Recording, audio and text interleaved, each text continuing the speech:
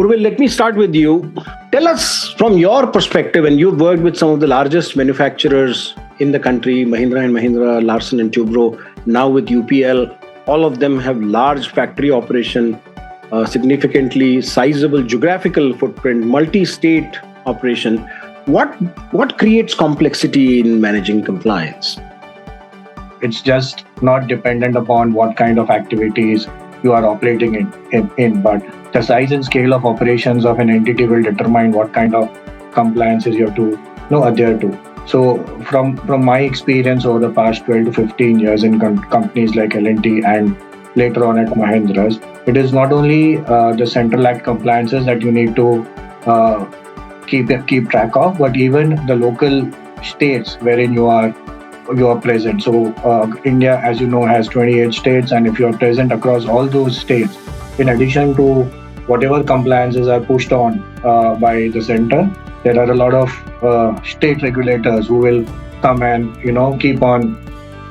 amending their laws and making you comply with a lot of real life activities. So for example, if it is on the pollution front, or for example, if you are setting up a factory, the amount of licenses, the amount of permissions that you need to get, and you don't only have to do it at the start point, but there are a lot of continuous activities that you need to keep on doing in order to ensure that licenses are in place and those permissions are not revoked. In my experience in L&T with hundreds of project sites, each with local compliances, managing labor laws, environmental clearances on a manual basis, it's not just inefficient, but it is very risky.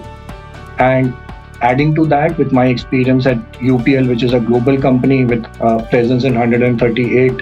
geographies, a lot of external laws like the EPA norms and the REACH norms in US and Europe also add to the additional compliance burden. So, and if I have to really speak from the risk perspective, then you face shutdown risk, you face delay in project deliveries and stuff like that, which can really lead to a very, very big reputational risk amongst your peers. So that is why it is essential for us professionals, as well as all those who are operating in the field of compliance, to know the importance of digitization so that we can focus on more important activities, on governance activities, and possibly backstop all the regular compliance activities on digital tools. That is my 2 cents on your initial question.